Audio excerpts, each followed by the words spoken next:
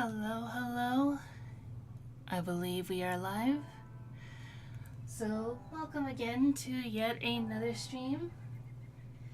I'm Hikari Harpy, and today I believe I want to work on some character sheets.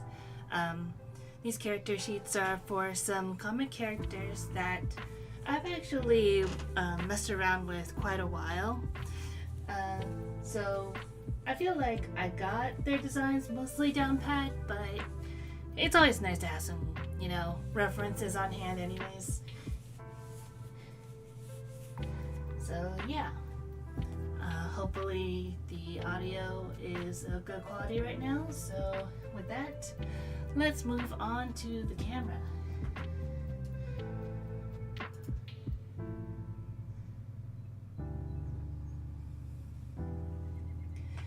Alright, looking good. And yeah, let's just move over a couple things.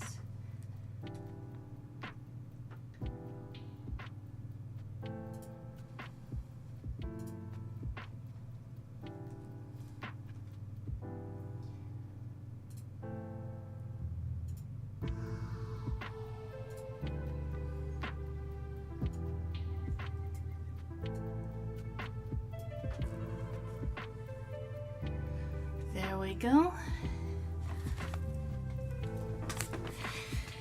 And yeah, I believe for the first character sheet I want to start on, I think I will work on Piro first. So Piro, he is basically the main character of the Snapdragon Club grand opening comic, which I have the entirety of the comic as slideshow videos on my channel. If you're not familiar with him, he's also a major host in the Wanderer's Tale comic, which is a reader point of view comic dub that I have also available on the channel. So there's those if you want a little quick peek at what Piro is about. But if you just want a brief summary, he is essentially well, for one, he's a bat monster. He's very charismatic. Basically, if you think of a stereotypical charismatic vampire type of personality, that's kind of what he's got going on.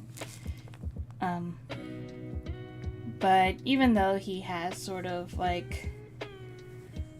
a villainous sort of background, he's actually very nice and just wants friends.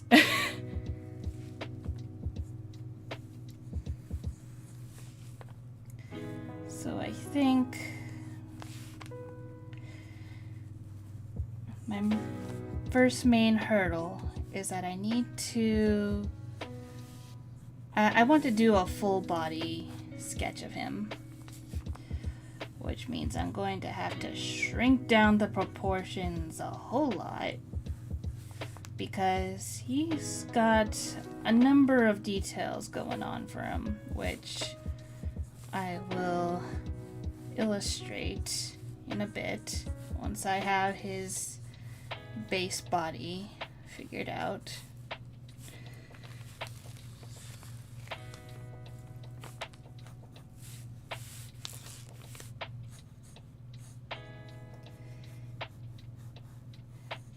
And I do plan to color this in with some alcohol markers, which I have been testing out which colors of alcohol marker I plan to use, because yeah, I wanted to make sure that the medium would work well with this paper, and luckily it does.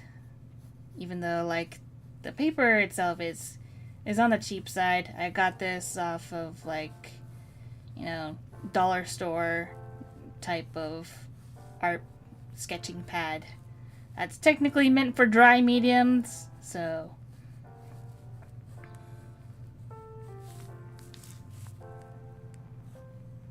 there's that. I think I need to extend the legs just a teensy bit more.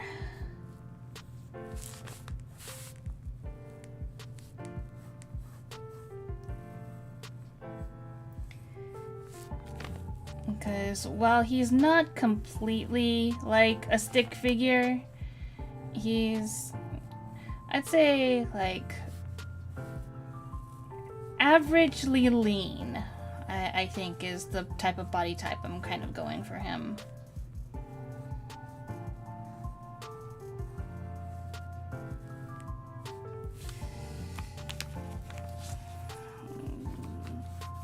Arm is not quite how I want.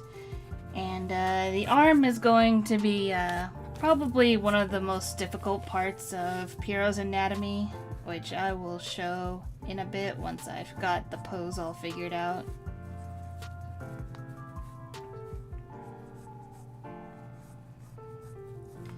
But it is important that I keep the arms thin, because they are not just arms, they are wing arms. So they do have like little things that poke out of his elbow, and he has like 4 fingers, like technically 3 fingers and a thumb if you want to be semantic about it. And then his pinky just sort of like drifts over to his like wrist and extends out as part of his wing. Like just kind of sort of how, like, if you've seen how bat wings function, they're basically, if you imagine like a human hand, the fingers just sort of like lengthening off to become like the in-betweens for the webbings. That's kind of what I'm going with, except instead of like having the entire hand becoming the wing, it's more like it's attached to just the pinky finger, so that he still has the opposable thumb and 3 fingers to work with as a normal hand, while the rest is delegated to, or relegated, one of those, to being his actual wing, which again, we'll show in a bit once I get there.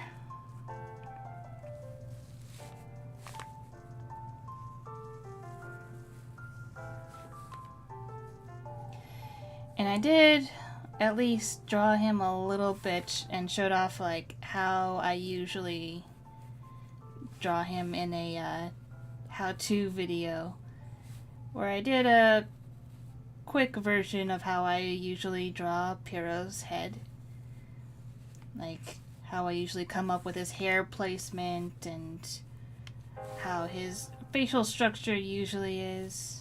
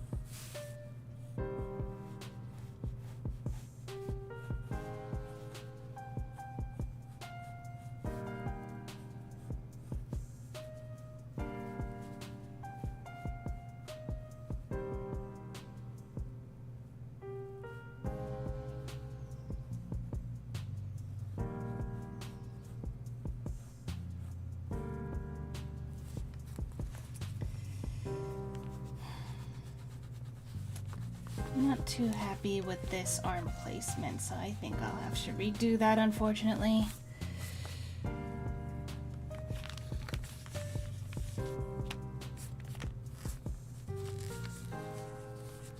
But that's alright. This is what happens when I decide to do the sketching on stream instead of having it fully sketched out beforehand.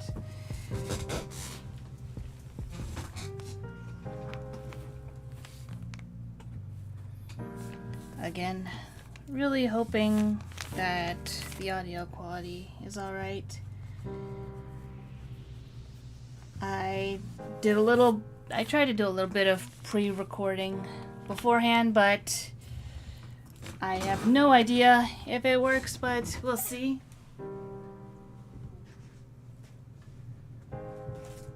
Oh. Hello? I don't know if you're still here, but thank you for stopping by anyways.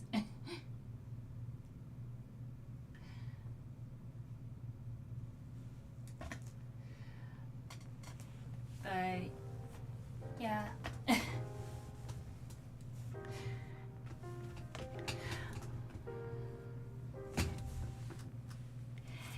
Anyways.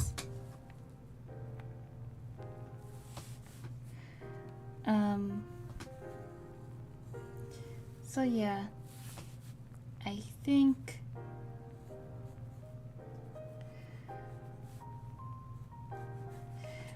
what I need to do is move the shoulders, because I think the shoulders is what's bugging me about this pose right now.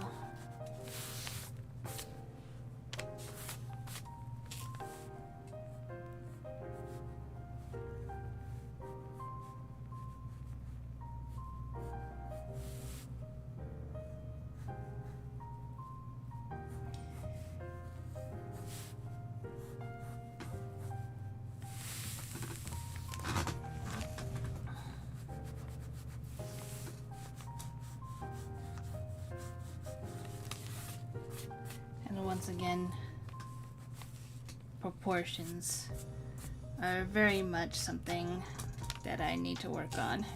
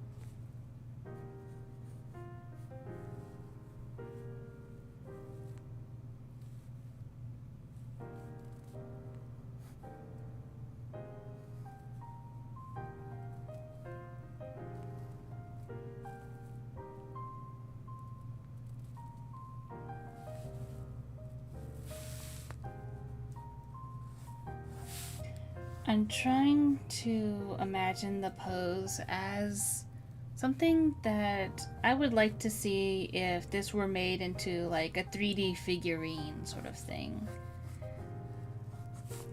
That's what I'm trying to go for, at least.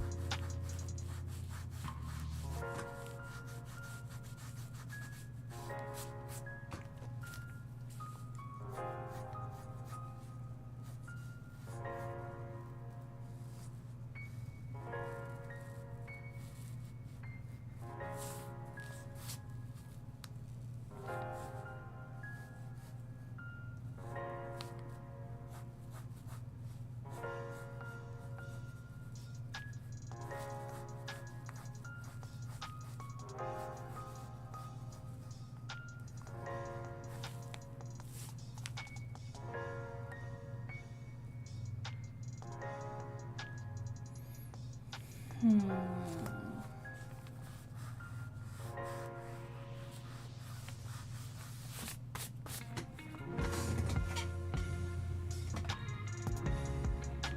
and welcome. Enjoying Friday so far? Gonna make some barbecue ribs for dinner later. Yeah, I am enjoying my Friday so far. I hope the audio quality is doing well as well. I've been messing around with trying to balance things out, but hopefully it's doing well and the recording's just being weird. But yeah, it's been a pretty chill Friday so far. I've actually recently seen the reveal trailer for Monster Hunter Wilds collab event for Street Fighter 6. And well, I'd say like a very super casual like fan of Street Fighter. Like I grew up with I believe Street Fighter 2 on the Super NES. And so I have a little bit of nostalgia for the Street Fighter series. I don't really play all the games of the franchise or anything, but there are a number of characters that I've grown attached to over the years. Blanca and Chun-Li were some of my favorites starting out, and I believe in Street Fighter 5, Rashid became another new favorite for me.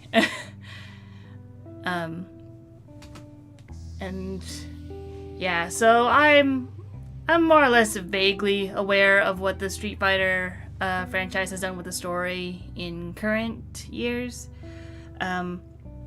So I'm usually pretty mid when it comes to like anything Street Fighter related news. But when I saw what they were doing with the collab in terms of how they're integrating Akuma into it, I gotta admit, it looks pretty good. So I'm looking forward to playing the event side quests and getting all the rewards that pertain to that, because it looks pretty fun.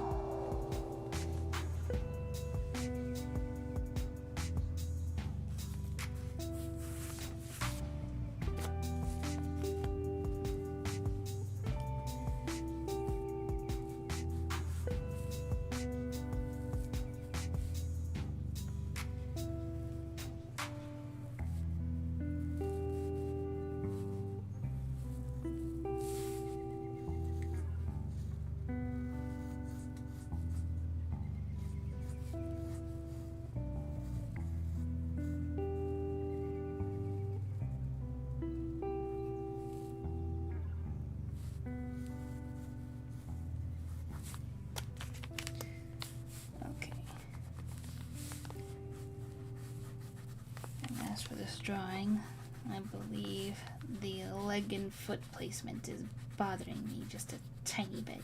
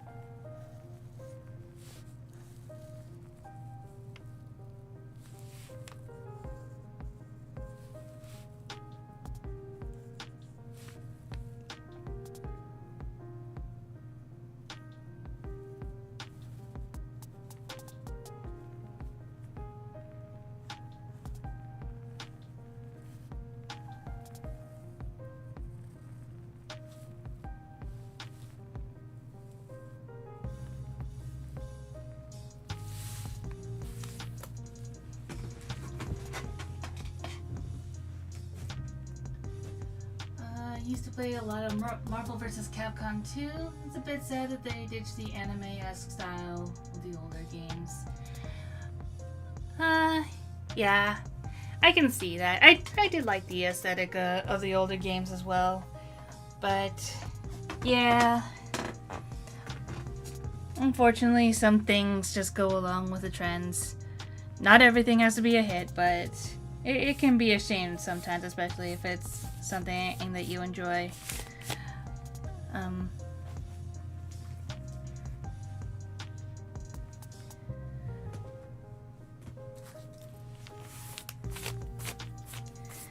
Can't think of anything off the top of my head that falls under that category just yet. But I'm sure there's been plenty of things that I've been longtime fans of that definitely had their artistic style change significantly over the years.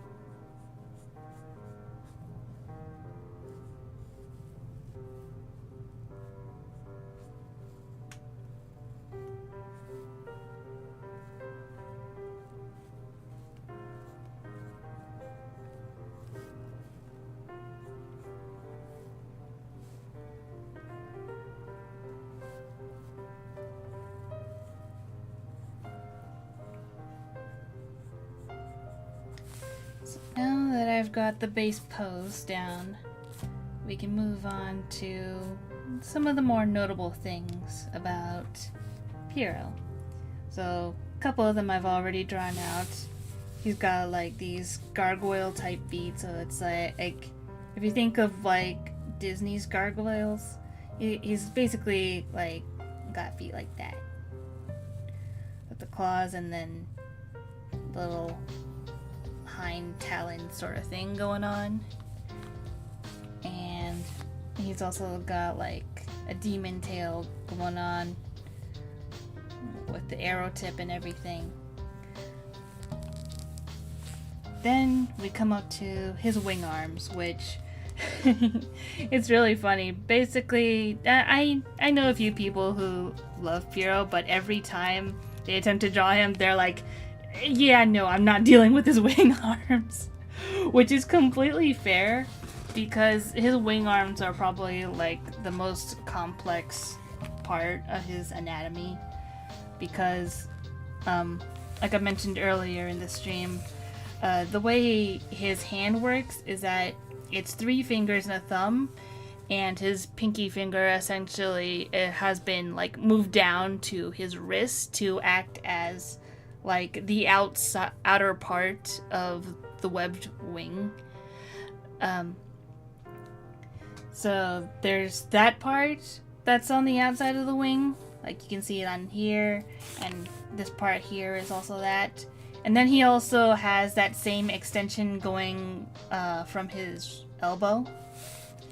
So that usually that then becomes the webbing that attaches to his side right there. And it took me a while to figure out how I want to do this, because he's supposed to be able to fly with these. So you might see like in the grand opening comic, his wing arms are they're a lot more flared out, like constantly all the time. They're huge. So I've decided, in order to like make it less of a strain on how to figure out his outfit situation,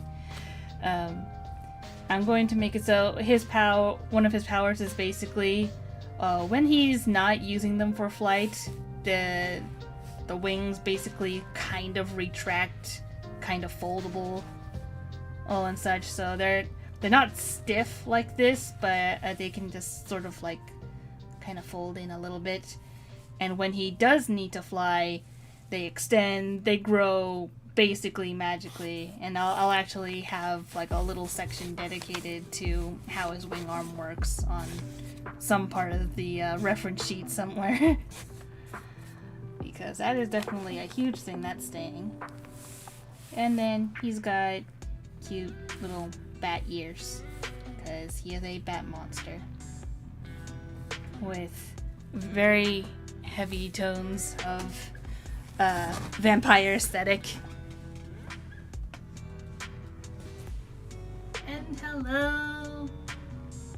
One of my friends in the chat, who is also the voice actor for Crystal, who is the protagonist of my ongoing comic dub, The Hunter's Tale. So, if anyone who's watching currently or is watching VOD hasn't seen the Hunter's Tale comic dub, I highly recommend. It is probably one of the most, I guess, like, ambitious projects that I've done so far. And it is slowly coming to its conclusion. I've got all the pages scanned in. I'm currently in the middle of like splicing up all the panels to be ready for video editing, and I'm slowly collecting voice lines and such. So yeah, it's going to be a slow and tedious process from here on out, but I hope that the end result is worth it. That happens to me with mechas. I love Gundam and Transformers, but drawing mechas is so hard. Dude.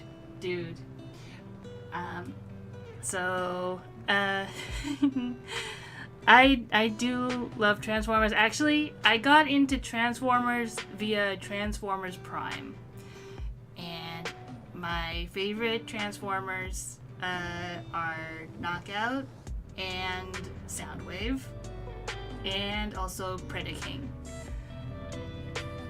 Those are my main three favorites, and I love them to death. I love their characterization. I love their designs. I think having Predaking as basically a robot dragon is super cool. The way they designed in the show is so cool. I love it. But man, when I want to draw fan art of them, I'm like, how do I begin? How do I even start, you know? And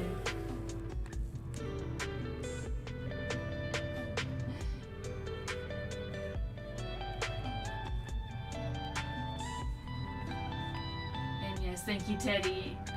Yes, the Hunter's Tale is awesome. Everyone should check it out. Yes, thank you very much.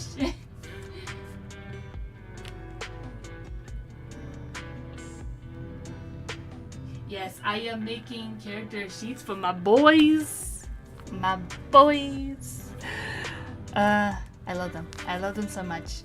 We are starting off with Piro, the charismatic bat monster host of the Snapdragon Club.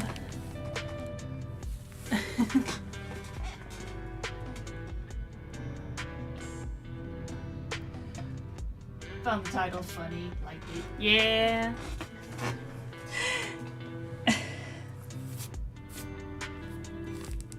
I mean, they are my boys. They are my boys. I love them. I love them so much. But yeah, I'm going to finally put some clothes on Piro. Because we are not that type of channel.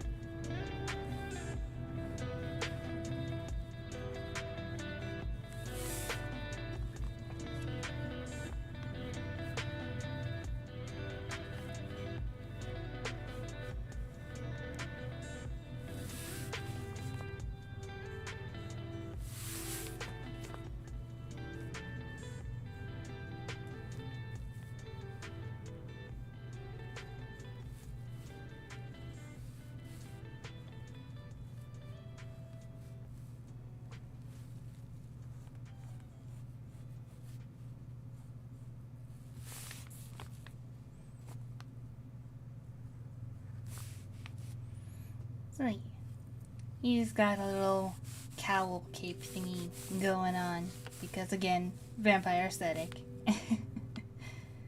And he's got no shoes because I feel like wearing shoes with these type of gargoyle feet is kind of a pain. Yeah, I have considered giving him like the Scrooge McDuck type of like cloth things, but it doesn't really look that good to me, so I've just kept him as is.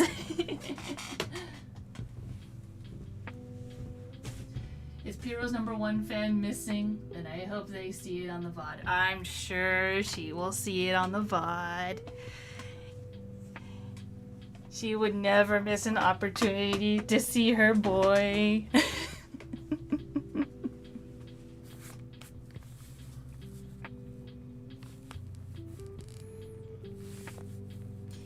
So now that I have that sketched out, this is the part where I have to try and be more precise and to scale.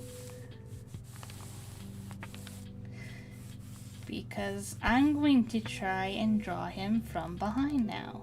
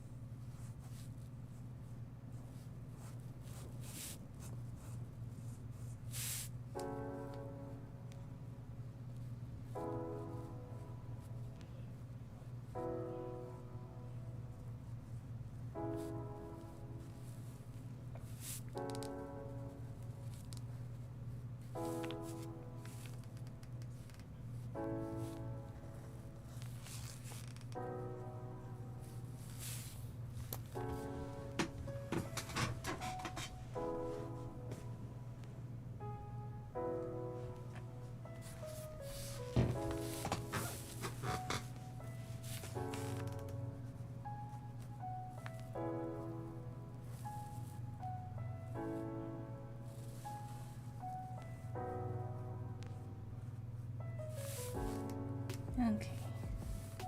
At least hopefully where I've drawn this means that I can have enough room to draw his arms.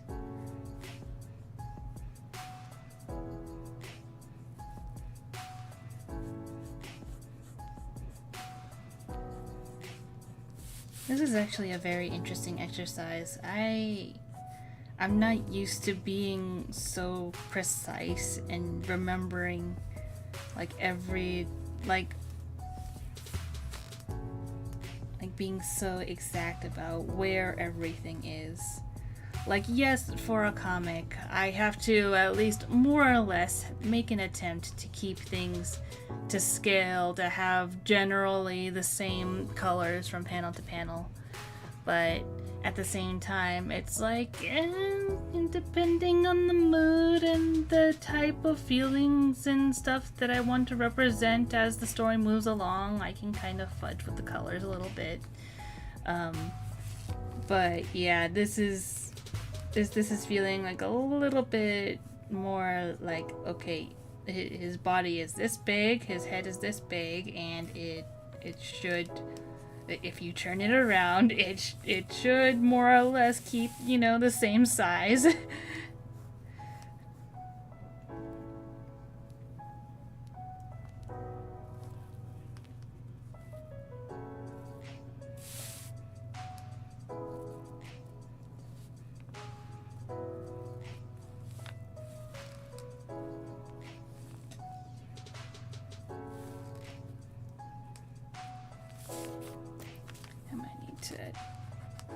This a bit because I can't even see which were the lines I wanted to keep.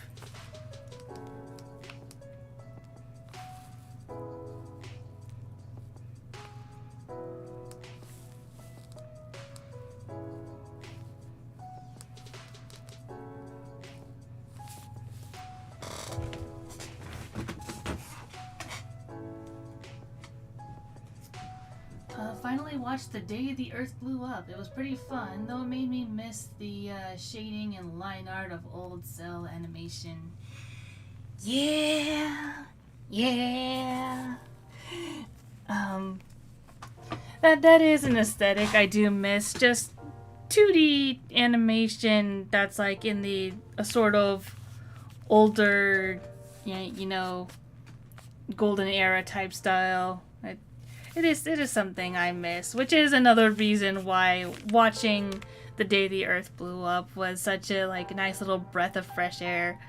It's like if you're okay to be in the mood for just a silly, simple story that doesn't really, you know, it doesn't need to have much. It doesn't need to be groundbreaking, mind-bending, make you cry, you know, type of emotions. Just enough to pull through and be like, yeah, it was solid, it was good, you know. Like, you can have a couple of cringe jokes and get away with it. It's alright. We're just having fun here, you know. And that's one thing that the movie had. It's just a sense of like just having fun, just to be there. And that's what made it definitely enjoyable for me, at least. But yeah, it also, for some weird reason, I got recommended this one movie, this one French film, I believe, called The Illusionist. And apparently it was like made by the same people who made another French movie that I watched called The Triplets of Belleville. It's like super stylized, super like heavily detailed, and there's not a whole lot of like talking, at least in The Triplets of Belleville. I haven't seen The Illusionist, but apparently that movie came out in 2010, and it's just another one of those things where it's like very flat 2D with some 3D elements, like for cars and such, which, you know, fair enough, especially when everything else is so detailed. There's because they usually have like a lot of scenes where it's packed with people and all those people are like moving. Like, you'll have like this one guy like stumbling through in the foreground and he's just like so super fluid, and then there's just all sorts of like, I feel like it has like a sort of scratchy sketchiness to the style as well. But it looked pretty interesting, so I might check that movie out later, eventually. But yeah, to sum up, yes, I too also miss the cel-shaded animation style.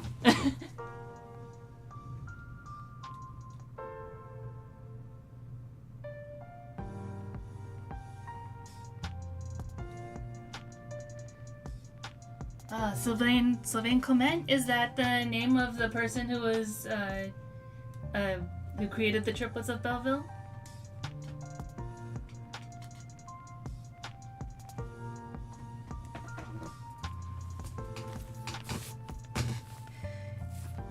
Yeah, I just remember watching Triplets of Belleville when I was like a teenager and not completely understanding it. It was super strange and the style was so weird and some of the character designs were kind of creepy. So, I mean, it did well. in that, the design stuck in your head. And, the story itself is, like, kind of cute, if not maybe a little bit strange, but it was very fascinating, especially with how little dialogue it has.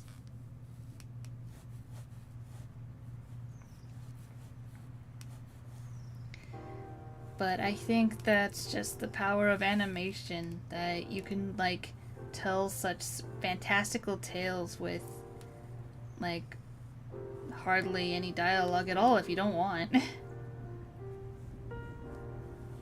Sometimes you just want to let the pictures do the talking,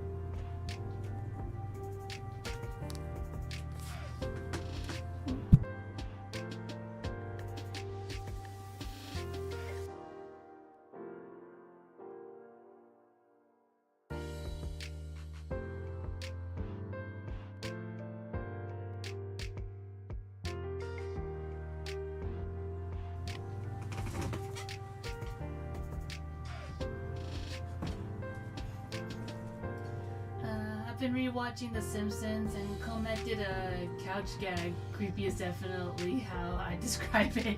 Yeah. And hola, don't worry if you're a little late. Don't worry about it. I'm just happy you guys are here. Honestly, just having a little company to chat to while I sketch up things. It's always super welcome. And it's just nice to show, like, where things are, how things going. And just to double check, I know I've asked this a couple of times in the stream already, but is the sound quality okay? Like, is the volume mixing alright? The music isn't overpowering? I'm not too loud or too quiet? Like, you guys can hear me alright?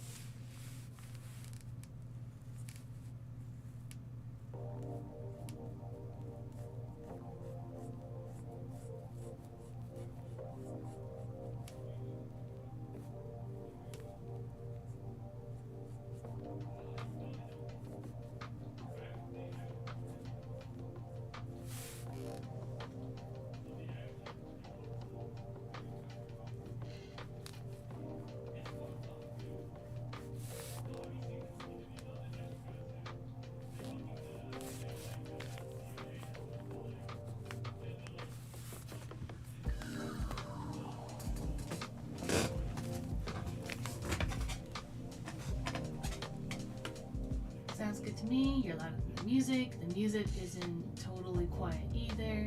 It's all good. Yeah. Thank you. Okay, alright. Because for some reason, when I tried doing a little snippet recording before streams just to double check the sound quality, but for some reason, when I do that, the sound comes off like super quiet. So I don't know what's going on with how it's outputting sound in recordings versus how it is on stream. So it's a little weird, but I'm just, so long as like you guys can hear me and the music is like, it's audible but not too loud, then that's all good.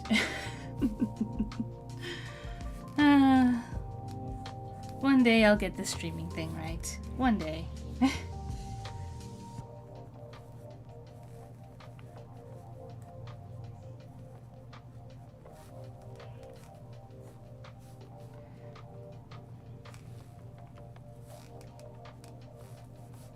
Actually, what am I doing? He has a cape back here. I'm silly. I'm a silly goose. That's what I am. Well, now you know how this much is supposed to look like from behind. How do I want to do this? Okay, well that's too long. Yeah, that's closer. That's closer to what it's supposed to be. Because what it's supposed to be is that the cloak is supposed to just come all the way down like that. So now, like, I feel like the way I want to do this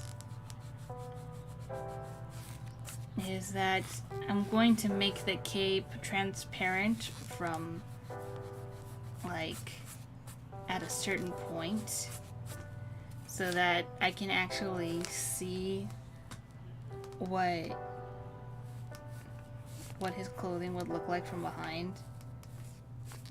Because otherwise I'm just gonna get, you know, a face full of just dark blue cape, and it's not quite helpful. But it is helpful to know where the cape would fall at this angle from behind.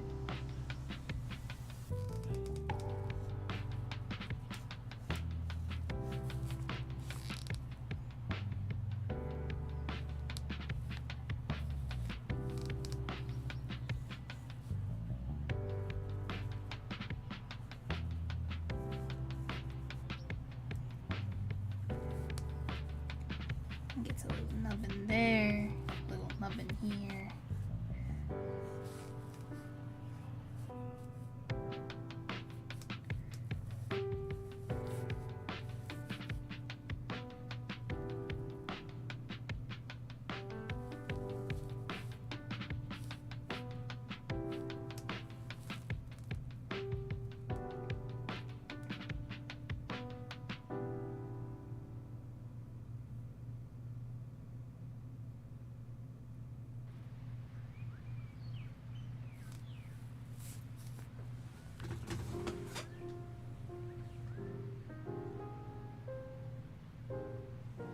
Gonna be a little slow chatting. I'm watching. Just gotta do some packing. Yeah.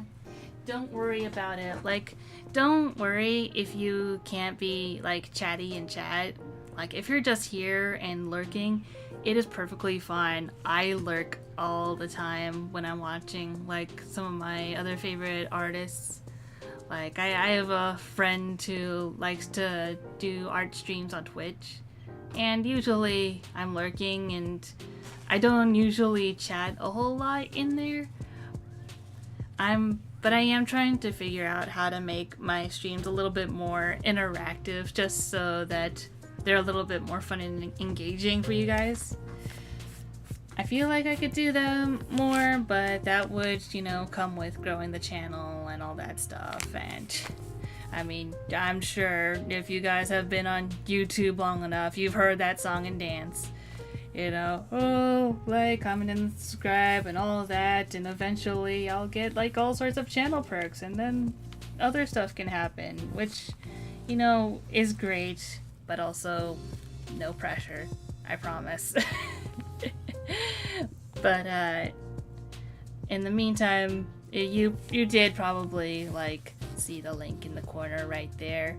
There is like a little pop-up that happens if you decide to be generous, but that is there, and as well as just a little reminder that I do have a little shop over there for stickers like these that are, you know, stickers of my characters from the Snapdragon Club grand opening comic, as well as characters from the Hunter's Tale comic that is ongoing. At least as of this stream.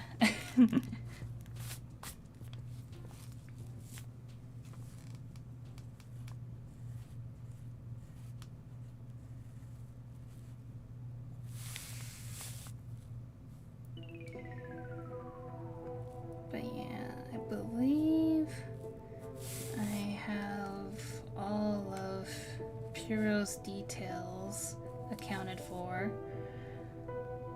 That's it. I feel like that's a major thing about my character designs, is that as much as I love seeing super detailed character designs, I would never make them on my own volition, just because I don't want to have to remember that they have so many little character details that are important.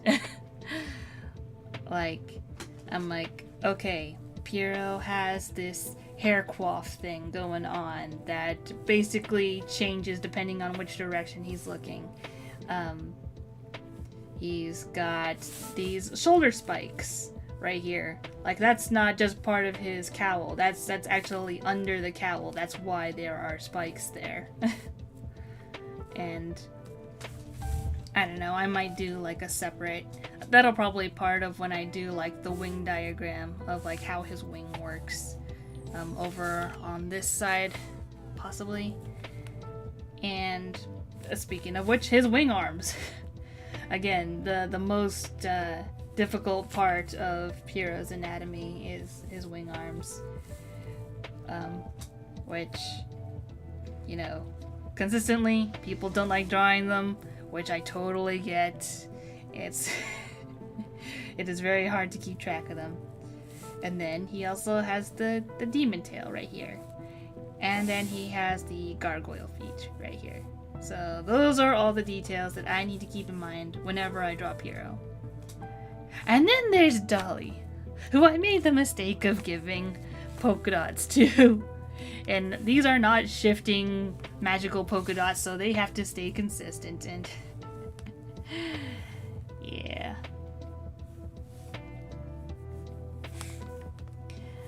I think what I want to do is I'm going to move the side view over here.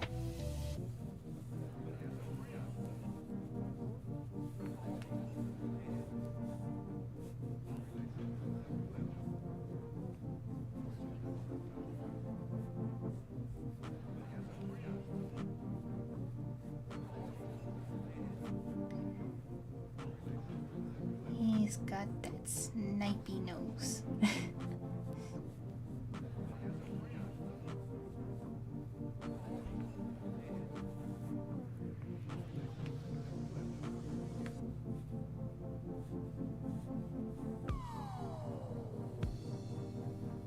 Okay, the ear doesn't... The ear should probably be like yay big if I want to go by my own rules.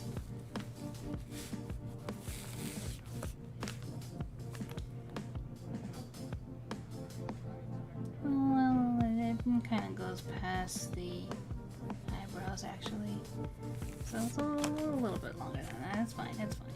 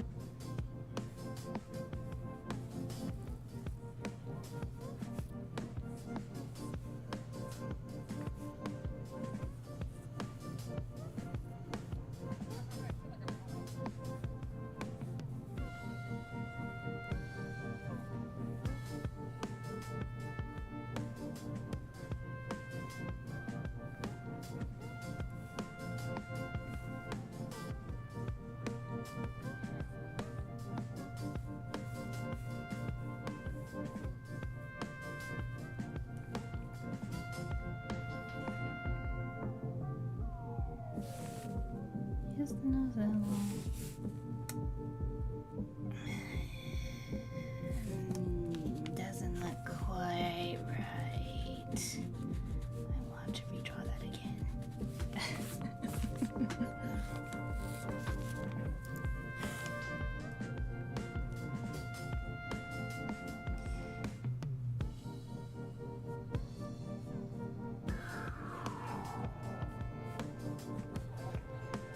There we go. A little bit better. He's more of the shonen style.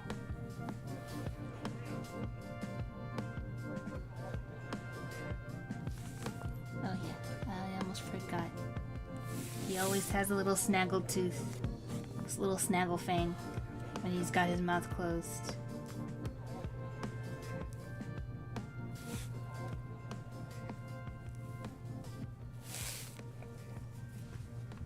Because it's cute.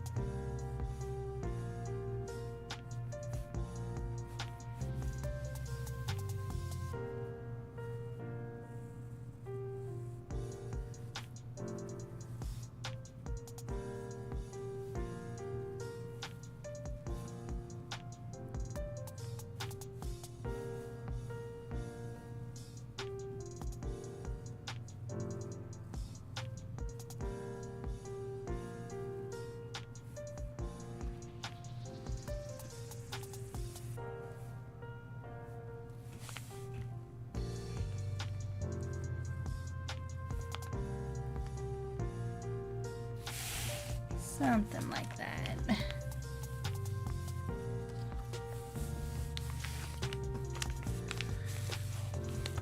So just as a quick recap,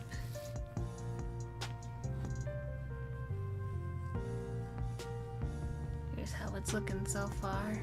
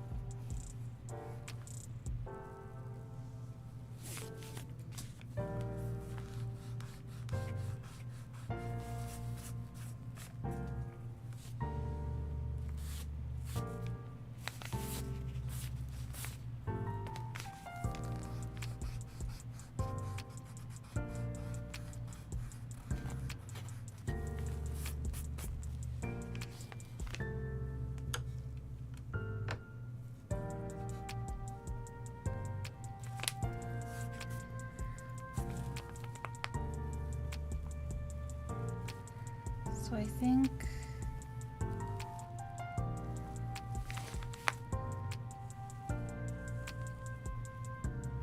other than the side view, the front view. Technically, this is the front view. I guess technically I don't. I just like drawing him too much. I have to remember, this is a reference sheet, not just a Piro, like, sketch dump.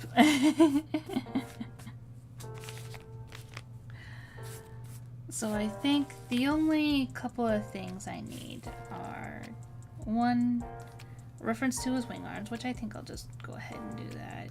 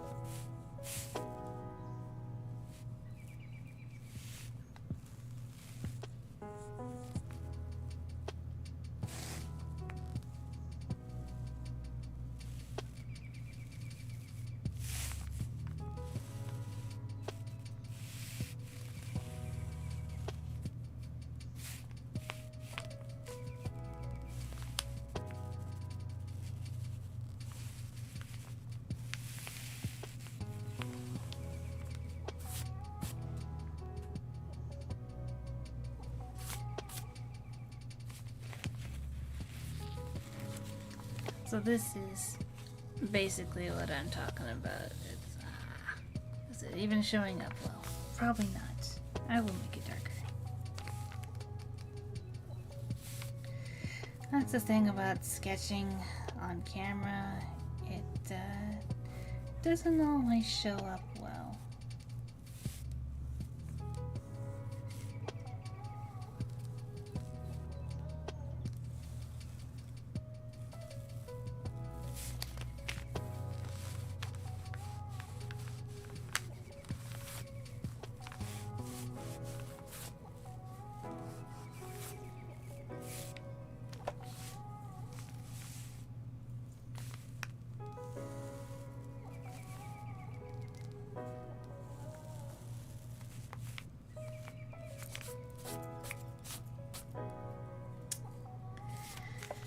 Not the best reference, especially since it doesn't even fit on the page.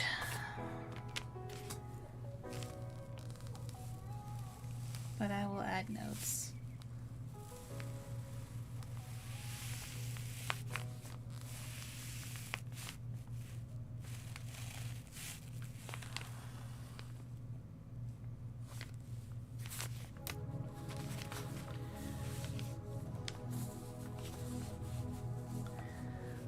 But yeah, essentially how it's like it's small when he's not flying, and basically it expands in flight. So that's one of his main powers. The other one has to do with his eyes.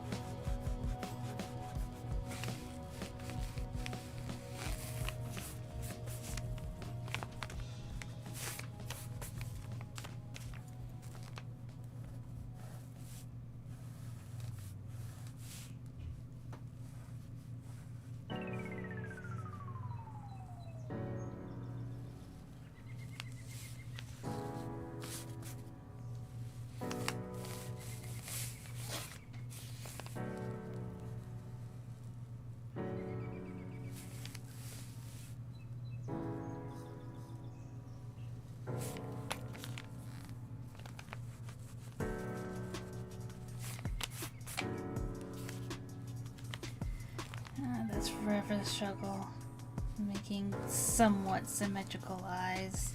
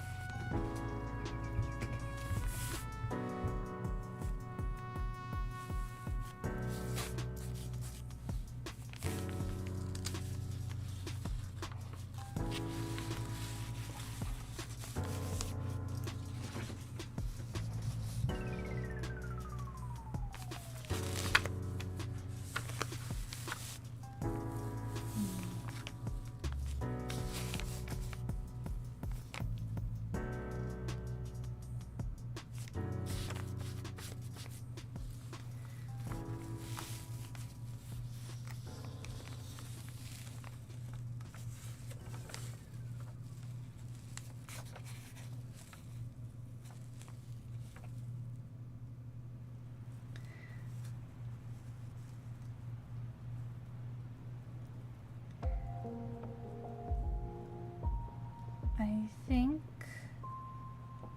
this might be good enough to start inking. So I will go ahead and grab my inking pens.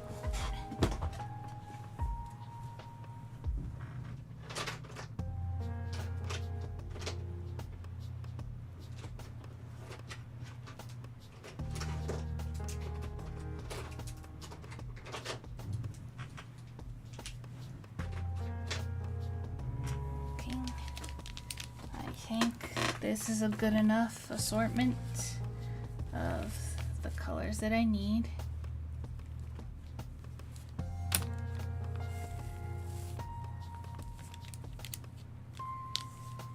think I'll definitely start off with the light blue.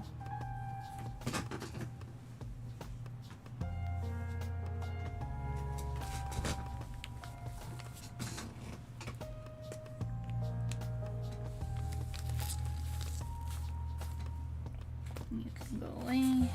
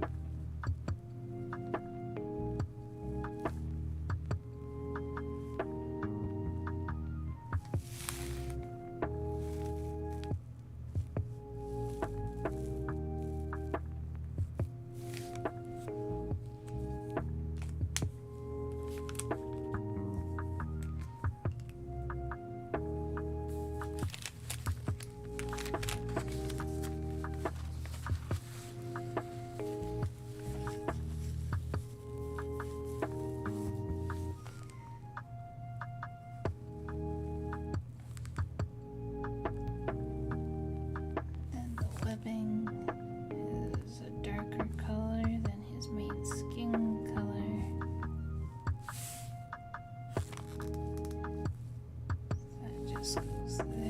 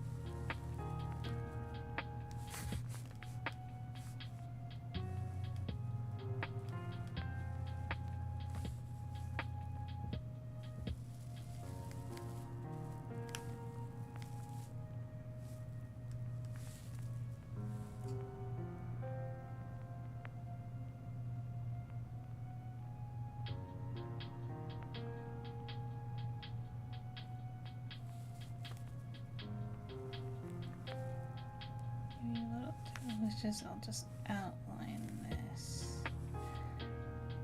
just to say, yeah, it would go here.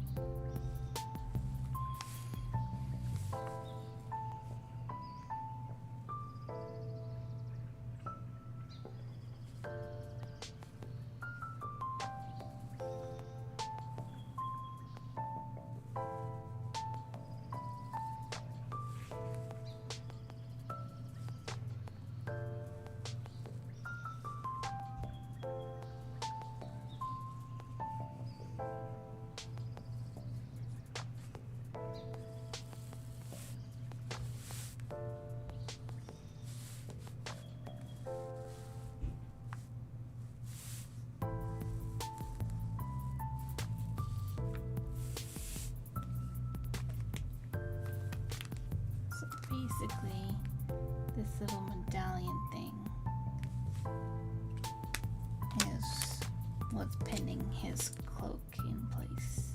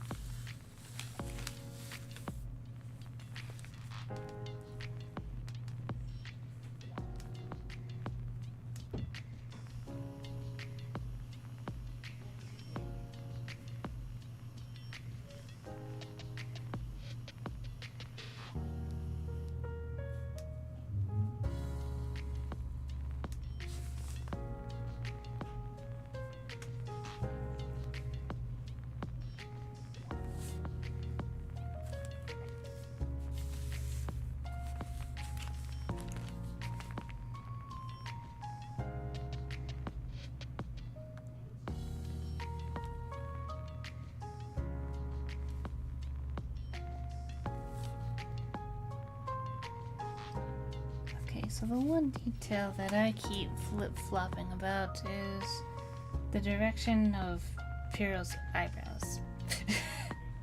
It's such a strange detail to get hung up on, but I forget if it goes from like wide to thin or thin to wide. I know it goes one of those directions.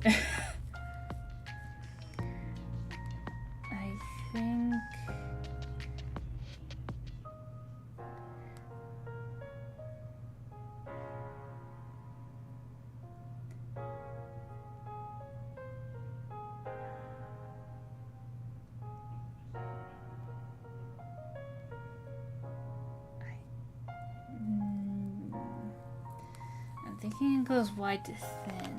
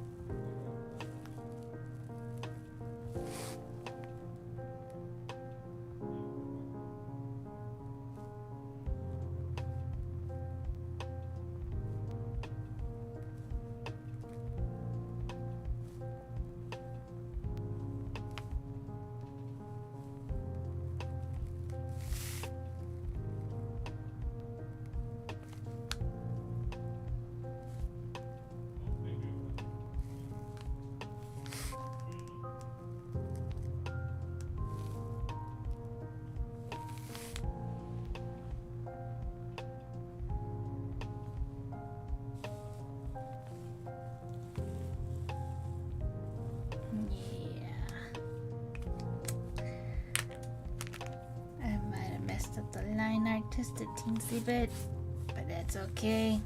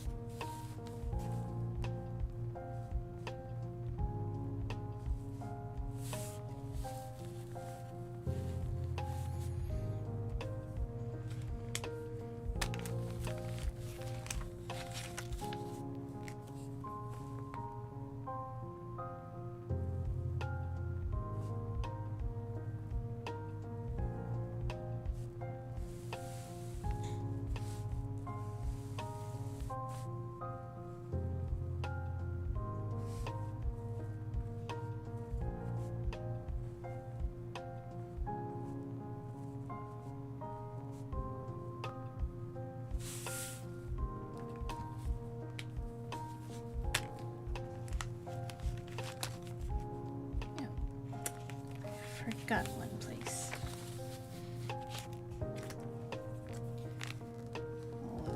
Webbing here, and webbing there. Alright, cool.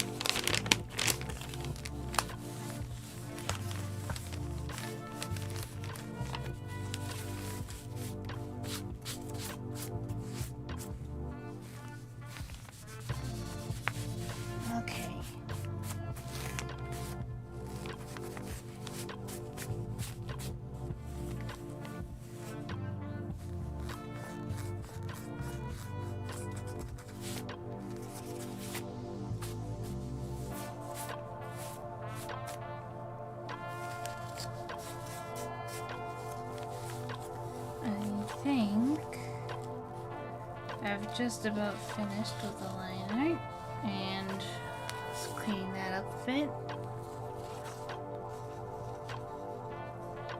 So here's how it's looking so far.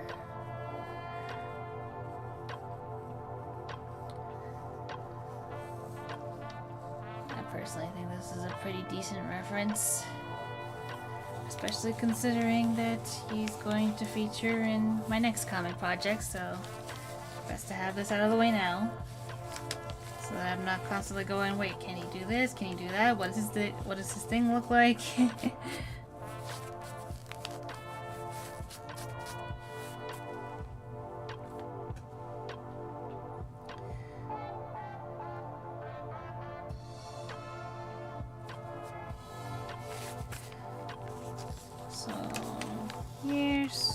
had to go and make some big decisions.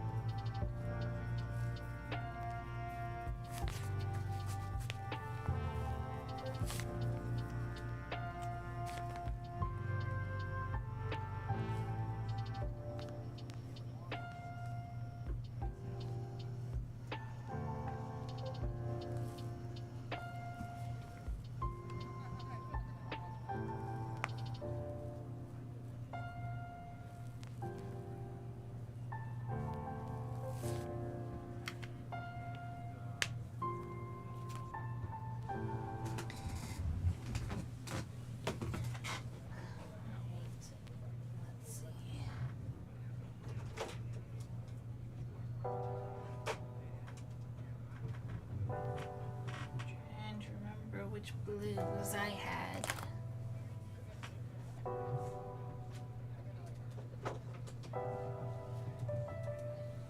Yeah.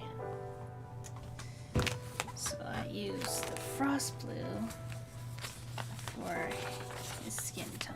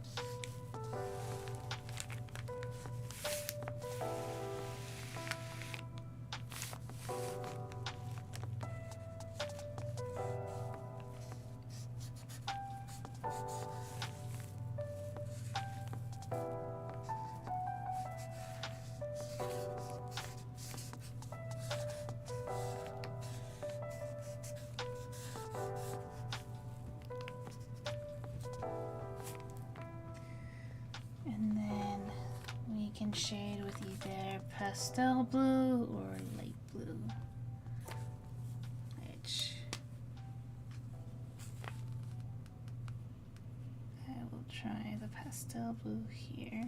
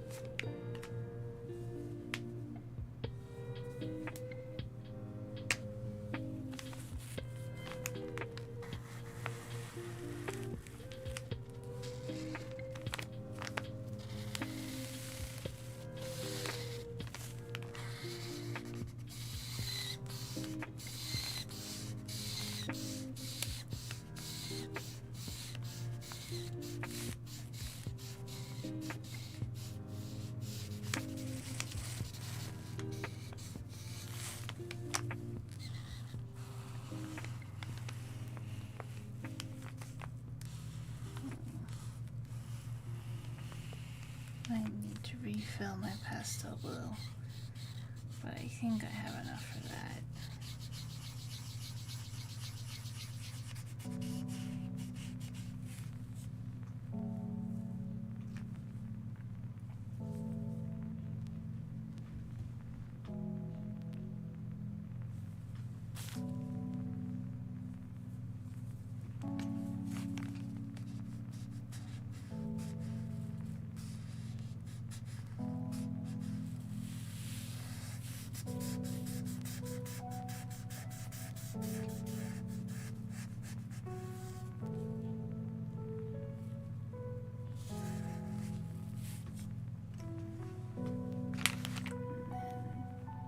I'll go ahead and try light blue for shading.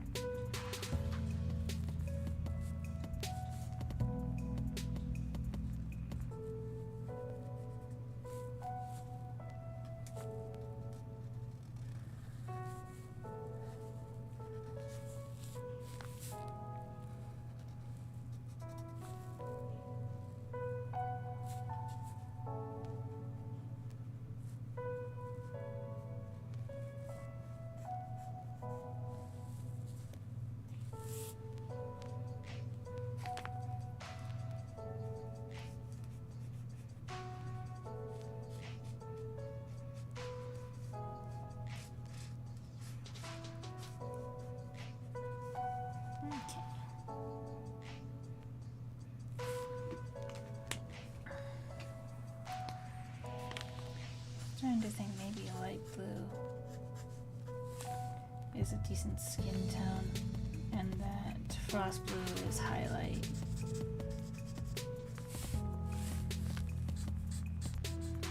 Yeah, that looks better to me.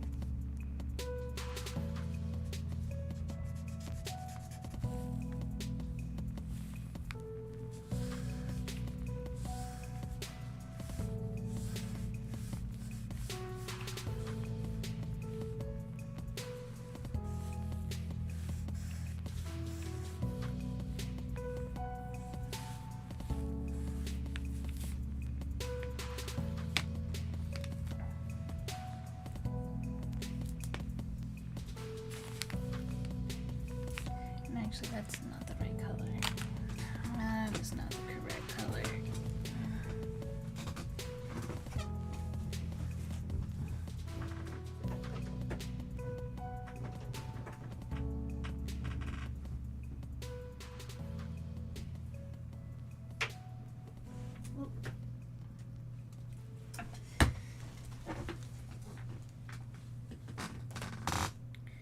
Here we go. This is the correct color.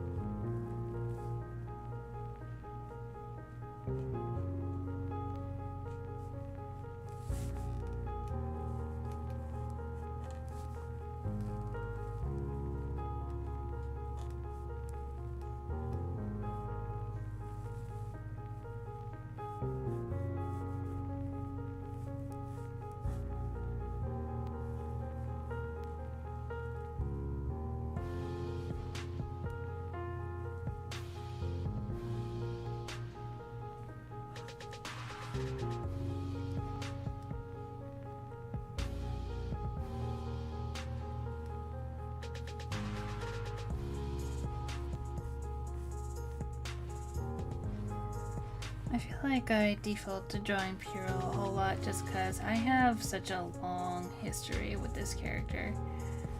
Like, it's amazing how much development he's gotten over the years that I've made him.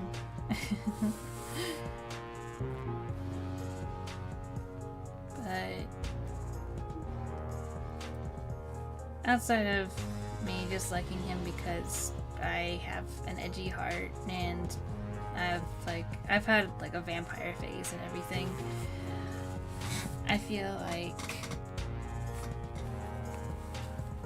Piro's gotten like a lot more interesting over the years, especially with the inclusion in the grand opening club where I gave him like a father figure of sorts and his complicated relationship with him, which is interesting because I think about like I've been messing around with like what his father's about as well, just to be like, well, what's his deal? Why is he the way he is? And it's really interesting to me, I think, like what their dynamic is.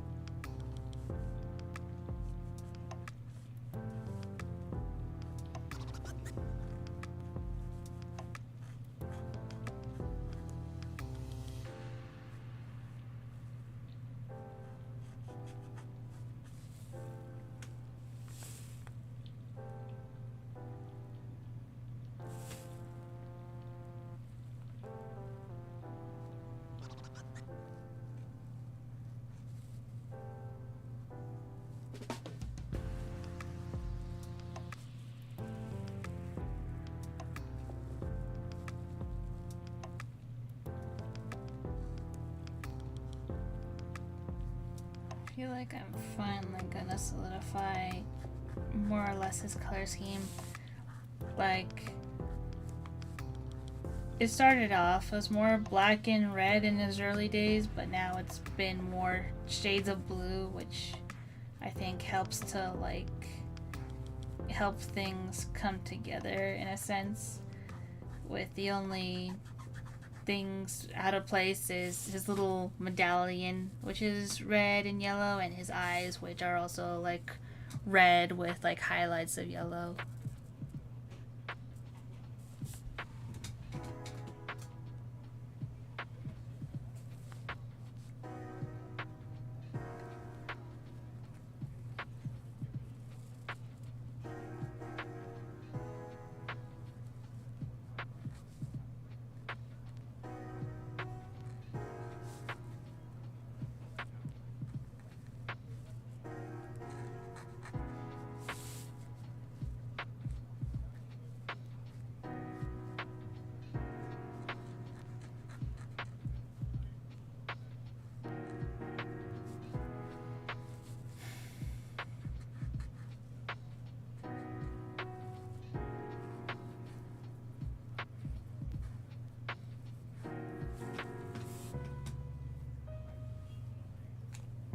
Okay.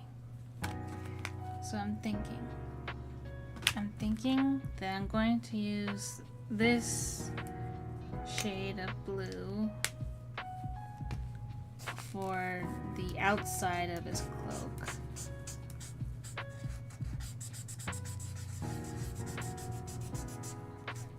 Because it's a little bit more subdued, in my opinion.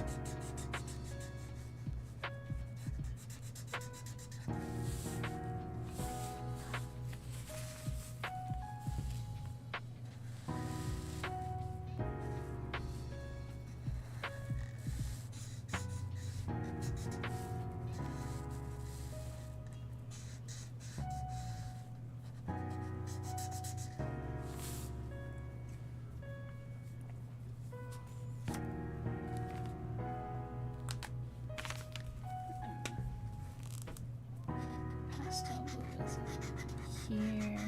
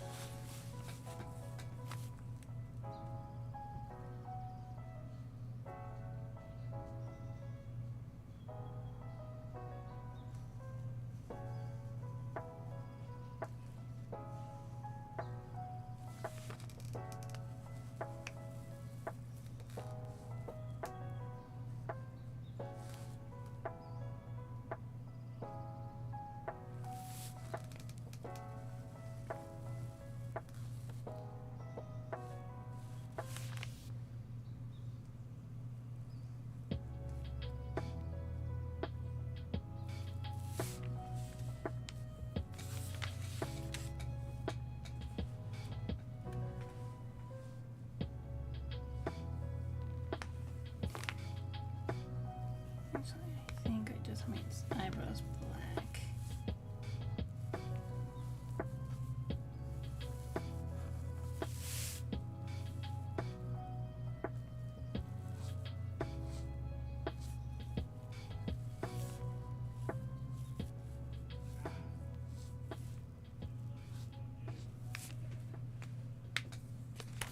And then I'll just go ahead and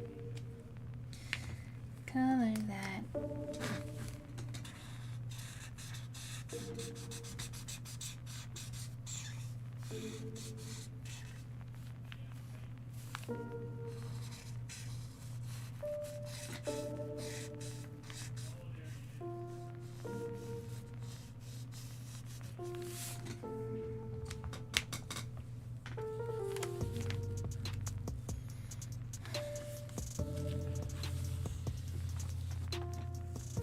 And I think this is more or less Piro's ref sheet finished. So we have the front, we have the back, we have a little bit of the side view, we have a little side by side of what his eyes normally look like versus what it looks like when he's using his powers a little bit. I still go back and forth between what his eyes should look like when he's using his powers, but it's whatever. And then his arm when he's not in flight versus when he is in flight.